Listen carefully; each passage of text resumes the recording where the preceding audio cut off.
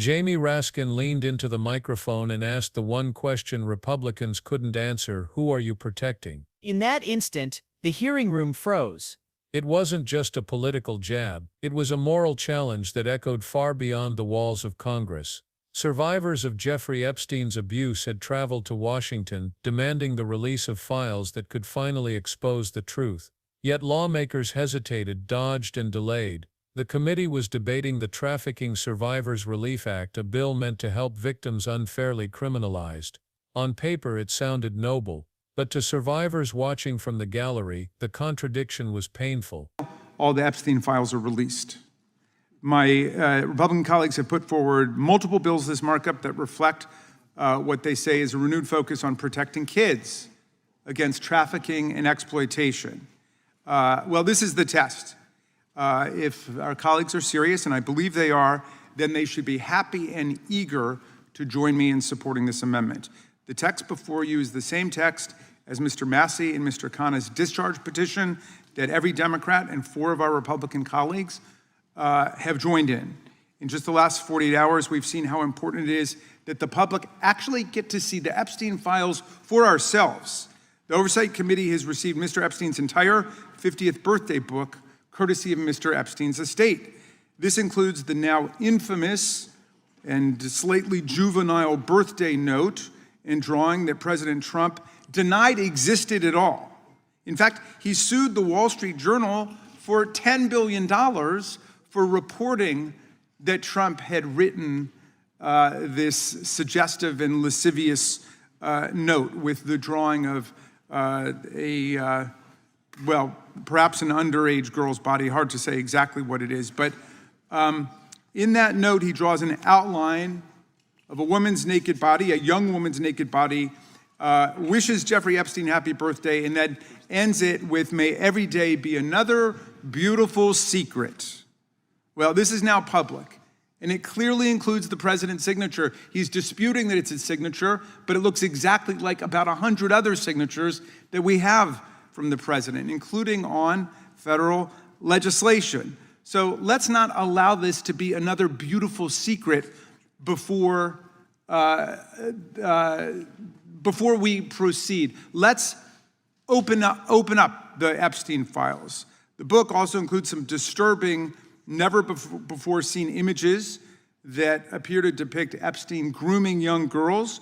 It includes a never before seen document where Epstein and a longtime Mar-a-Lago member are joking about selling a woman, a quote, fully depreciated woman, to Donald Trump for $22,500. You can see it yourself if you have any doubt about it. Look, it's time for all of us to decide, Democrats and Republicans alike. The country is unified around this.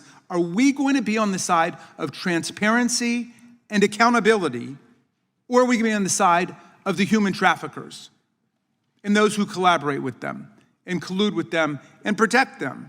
There is a stench of corruption, predation, and exploitation that now hangs over this whole matter. And we are seeing one of the greatest cover-ups of our century unfolding in real time. Which side are we on? And that cover-up, of course, starts with Alex Acosta, Donald Trump's Secretary of Labor, who gave Epstein a ridiculous plea bargain, ending the federal case against him for no apparent reason other than his wealth, his connections, his political power. There was a multi-count federal indictment ready to go, and Alex Acosta, who was the U.S. attorney in the Southern District of Florida, gave it up and instead traded it for 1 count of solicitation. It didn't even mention child sex trafficking. 1 count of solicitation under Florida state law. He got the sweetest of sweetheart contracts. He was free in the daytime for several months, and then he went and spent the night in jail. And allegedly, he continued his criminal activities, grooming and procuring girls and having sex with underage girls and young women. So, this is about corruption. This is about the wealthy and powerful being able to manipulate the American justice system to get away with their crimes against kids. Let's release the file to the public. Vote yes on this, everybody. Let's make some history today. Let's make some history that we are going to see that the Epstein files actually come to light. That's what America wants. The most liberal people, the most conservative people, people across the spectrum want to see the files. We don't want dribs and drabs of the files they want us to see. We want the files they don't want us to see. We want the entire case file that they've got. Let's clear the air. Let's get the truth and the facts out there. Let's put an end to this corruption and cover-up. Let's do it on a bipartisan basis. I hope my colleagues will support the amendment, and I yield back. Gentleman yields back. Gentleman from California, does the gentleman insist on his point of order? I do, Mr. Chairman. The gentleman's amendment would introduce... Yeah, so, Mr. Chairman, I fail to see Gentleman is how, recognized to speak to his objection. I fail to see how the gentleman's obvious case of Trump derangement syndrome has anything to do with this bill affecting immigration law. It's therefore not germane. I also question whether the gentleman's vicious attack on the president's character is in violation of the House rules, but I'll stick with the germaneness question for now. Does the gentleman wish to speak on... I certainly do. I don't know what deranged Trump syndrome is because I've not met with his psychiatrist, so I don't know what you're referring to with deranged Trump syndrome. In any event, you haven't contradicted a single fact that I put forward. It seems like you want to try to impinge on my free speech rights or my speech and debate rights. That's a bizarre turn of events, given that we've just been talking about the First Amendment and freedom of speech. But in any event, this is completely material and relevant. It's about the Acosta deal is about providing immunity from federal prosecution to Epstein and all of his unnamed co-conspirators. They were protected by that sweetheart deal. And this is about child sex trafficking, and the legislation is all about the protection of children. I don't see how it could be more aligned with the legislation here. Look, if you oppose it, if you don't want the file coming out, at least have the backbone and the courage to stand up and say you don't want it coming out. But don't say this isn't relevant to the protection of children. Give me a break. I yield back. How could Congress claim to stand with them while simultaneously refusing to sign a petition to release the very files that mattered most? Raskin's words cut to the heart of the issue. The Epstein case has always been bigger than one man. It's about the networks around him, the banks that moved his money, the agencies that looked away, and the powerful figures who benefited from silence. The survivors weren't asking for favors, they weren't begging for sympathy. They were demanding transparency, because without it justice remains a hollow promise.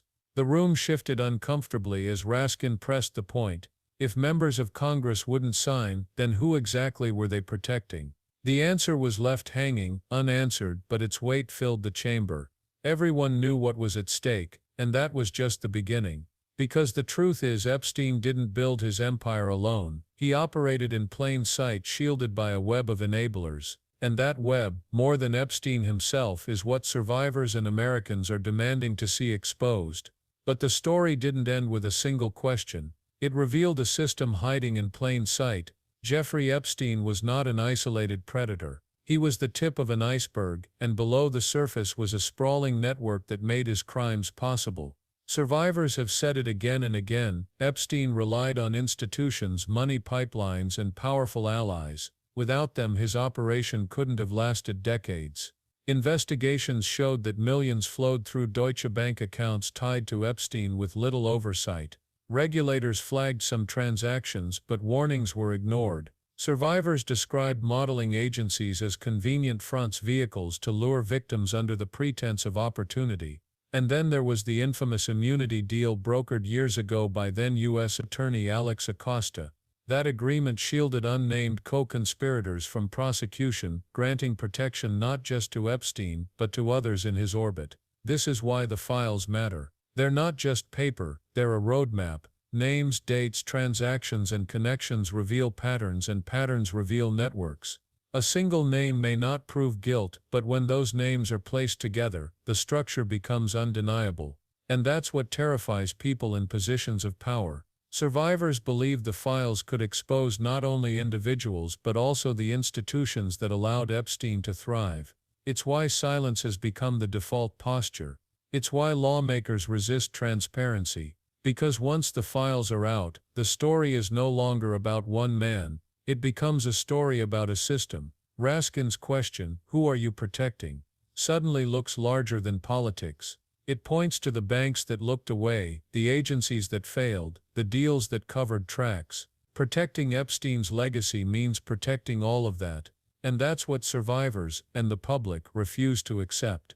But the most shocking signal wasn't in a file, it was in how Ghislaine Maxwell was treated after conviction. Survivors were stunned when Ghislaine Maxwell, Epstein's longtime partner in crime, was moved from her prison in Florida to a minimum security facility in Texas.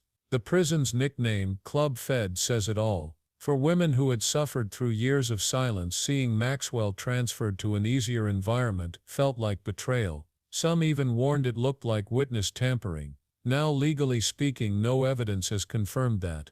But optics matter, especially when trust in the justice system is already hanging by a thread.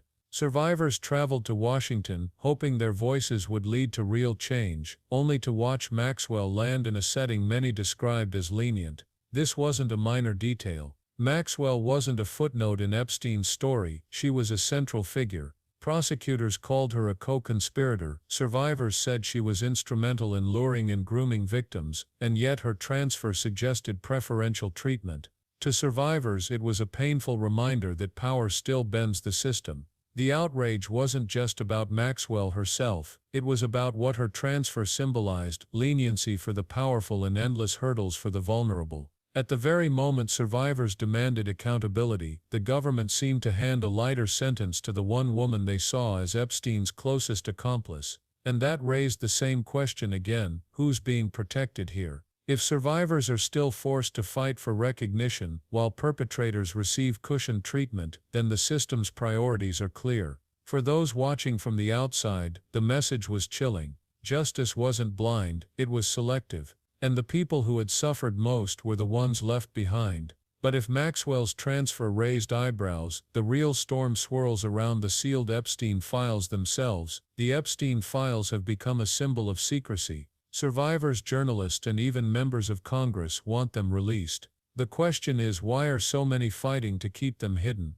Reports suggest the files could include flight logs, financial statements, correspondence, and Epstein's notorious birthday book, a directory of names and contacts. A name in those files doesn't prove wrongdoing, but patterns matter. Who flew with him repeatedly? Who wired money? Who visited his properties? These are the threads that, when pulled together, can unravel the larger story. That's why survivors are adamant. For them, the files aren't about revenge, they're about truth. They believe exposure is the only way to dismantle the system that allowed Epstein to thrive. Without transparency, they fear history will repeat itself. But transparency terrifies the powerful. Once released, the files could implicate people across industries, finance, politics, media, even entertainment. Not necessarily with crimes, but with proximity, with association, with negligence. And in the court of public opinion, those connections can be devastating.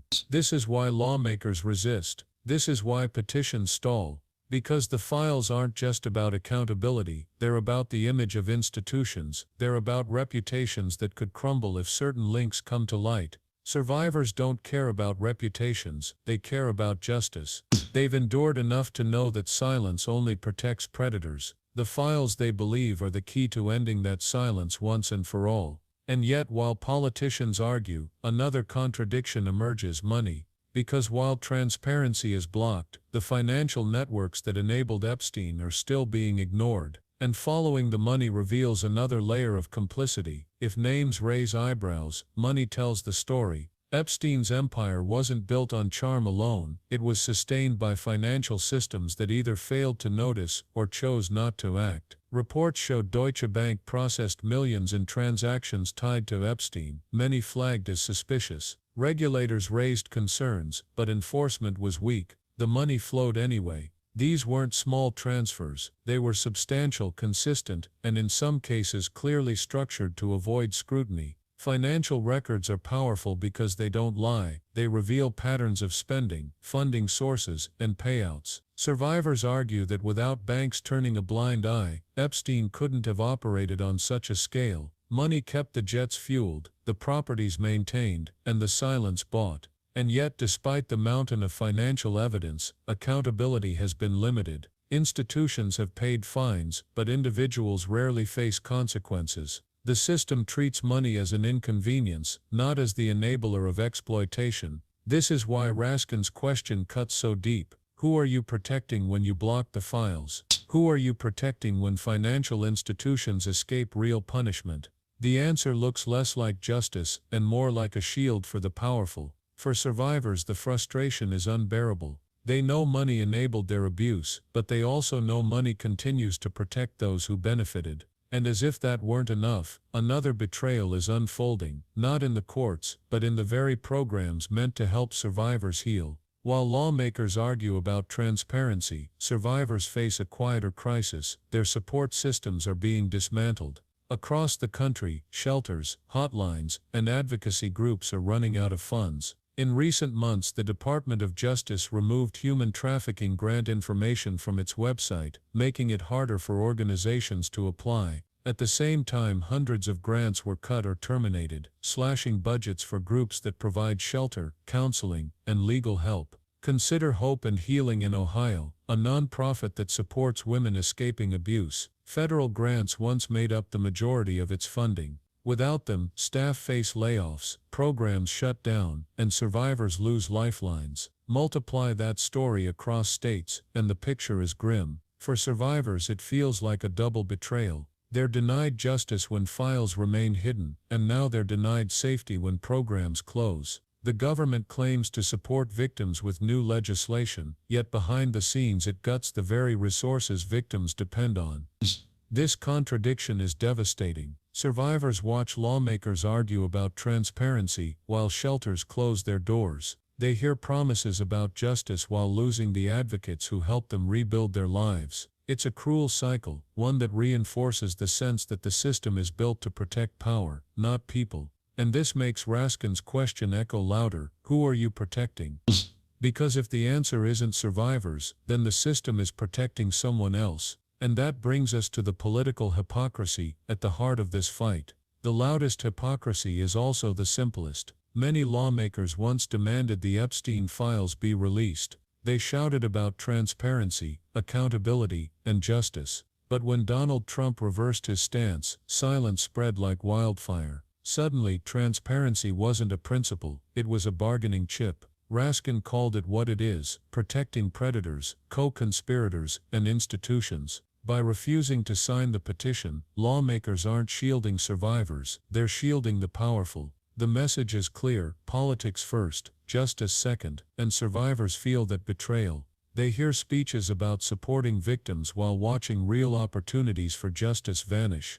They see programs cut, files locked, and perpetrators cushioned with leniency. For them, the fight is no longer about one man, it's about whether America values survivors at all. That's why Raskin's question lingers: who are you protecting? If lawmakers can't answer honestly, the public already knows the truth. They're not protecting survivors, they're protecting reputations, institutions, and power. But here's the reality: survivors have shown more courage than Congress. They've stood up after unimaginable trauma. They've demanded transparency when it was easier to stay silent. If they can risk everything to tell the truth, then the least the rest of us can do is echo their voices. This isn't just about Epstein, it's about whether we protect the vulnerable or the powerful, about whether justice means anything when it collides with politics. So ask yourself the same question Raskin asked Congress: who are you protecting? If the answer is anything other than survivors, then justice has already failed.